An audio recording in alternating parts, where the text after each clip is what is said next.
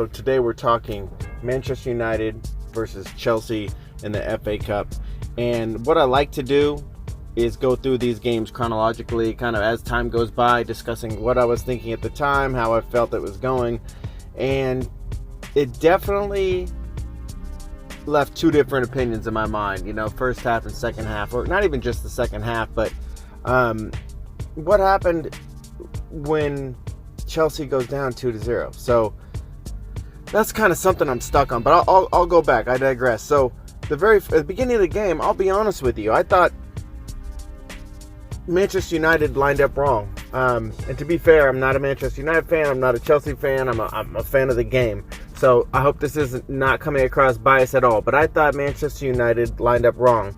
Shows what I think, right? So they had everything pushing over to Manchester United's Manchester United's left side. They had their entire team pushed over. You can see heavily dropping over, which left Chelsea's left side wide open, and they were making quite a few runs. To be fair, Higuain should have scored a header. There was a lot of opportunities at the beginning, a lot of opportunities missed, a lot of opportunities going, but I was finding that what was going on was that Chelsea was finding themselves open. Even Eden Hazard, he would be open on the left side, but it's like, you always wonder why Eden Hazard has so many highlights where he's on the ball and he's got 10 yards to go and take people on. Well, this game was a clear reason why. He has no one open. He has no one to pass to. So while they were finding a lot of space on that left side, he couldn't do anything with it because all he could do was take it to goal, hope that the left fullback caught up so he could do a crossing pass. But as far as attacking the box, it didn't seem like there was any strategy from the ball to get to the left top into the middle of the box to either get to Higuain or any other pushing midfielders. It's like Hazard's isolated up there. So while you had the entire left side open for Chelsea and Manchester United gave it to him, I was thinking, oh great, he's got space. They got a new striker is going to work out, but it didn't. It was a good strategy. Manchester United actually knew what to do, and they also showed as the game went on that they were able to adapt. But another thing I kind of pointed out, I know that there's been a lot of complaints about how Conte, he's playing in the top right, or he's playing in more of a diamond midfield, but not the CDM, and he's kind of playing out of position. And to be fair, I think that clearly is true, right? Because he's a lot of times center defensive mids, or even defensive mids, or even midfielders with defensive responsibilities. They look forward, they look for the through pass. Well, I saw that too, because at one point in the first 15 minutes of the game, Conte had the ball and he was looking forward and he was looking upfield, when if he could have just looked a little bit back to the left, he had a wide open striking man. But you could tell his position and in his mindset, whether Sarri taught him to do it, go forward, push forward. And and typically, center defensive mids or even defensive mids don't look back. And it was clear that Conte had the rule and the instructions to go forward, attack forward, because he didn't even look back at an opening man running to the left. So 30th minute, all of my theories of shaming Manchester United for leaving one side wide open came clear, and it showed why Manchester United did it. So Pogba gets the ball around halfway, a little bit past half field on his offensive side on the left side, crosses the ball to Ander Herrera, and he hits the ball straight in as a header in 30 minutes. And that would not have been possible had they been spreading out the field equally. So what they did was Manchester United drew everyone to their left side, so everyone's attacking. The center of the field is clogged up, and then Herrera runs from the middle of the field, or the middle of the box, all the way to the right side, and he pretty much didn't have a lot of competition. So I could see their plan. Their plan was to draw him over to the left so that they could exploit him on the right. Then, when I was thinking they're starting to even the game out, I believe it was further into the half, and then you have Rashford on the right side, and then he crosses it over to the left side and gets a header from Pogba, which I thought was a good goal overall. I thought the game at that point was a little out of reach, but halftime hits. What are they gonna do?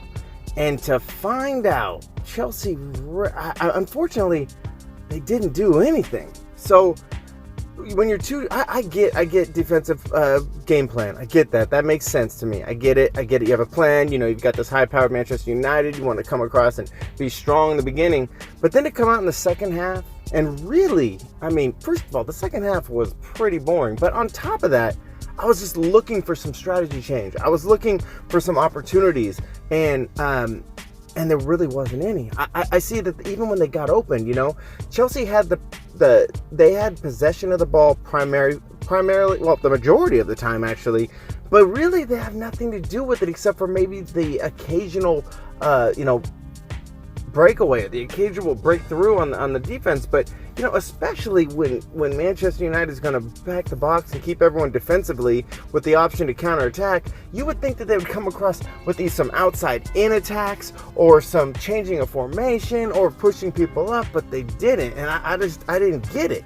And I guess now I know what some of my friends, the Chelsea friends, tell me that this is something that is a problem, and they get frustrated, and I can imagine how frustrating this would be. Sorry, I apologize, bud, but your team, this is crazy. I don't know what they're not doing. And then their subs come back in, and it's just more of the same. I mean, to be fair, Chelsea has one of the best starting lineups, okay? The players are great. You've got a solid team. But you don't really do anything with it. And I don't blame that on the players, to be honest. I mean, they were, you could clear, they have their roles, they have their positions. They're not supposed to go against their coach, but I just didn't see what else. What are the players supposed to do? They're setting a formation that's not advantageous to score, especially when you're in a tournament format and you have to score 2 goals. So, I'm sorry, guys. I apologize. Manchester United 2, Chelsea 0. I'm frustrated because I thought Chelsea could have done a lot better. It looks like they're being, hamstrung. They're being held back. And one other point. I mean, the only thing Manchester United looks for more than a pass is a foul. Can they, you guys, I'm sorry, guys. I know all of you who like Manchester United, even you have to admit some of those fake fouls were kind of pathetic. When Pogba's jumping into the defender, literally jumping into him and stays on the ground. Or Rashford, he's got his head hurt, but really he was being held by a defender and the top of his nose hit the back of his head and he went down holding his head. Some of these, you're getting close to Neymar status, Manchester United. Seriously, some of these calls you're expecting to get, and most of the time you do, to be fair, you usually get the calls, but it's a little obvious, and especially in a tournament when there's VAR, you guys are still trying to get them. It's a little... Sorry, no offense, you can hate me for saying it, but you guys even know those fouls were ridiculous you were trying to get. And at least the expressions and the exaggeration coming off of you guys was, it was funny to me, but you guys, seriously. All right, Manchester United, they handled Chelsea with ease pretty much, but I see why they led with the beginning the way they did, because there was no threat. There was no threat. And Chelsea could have been up 1-0 as well, but there was no real threat.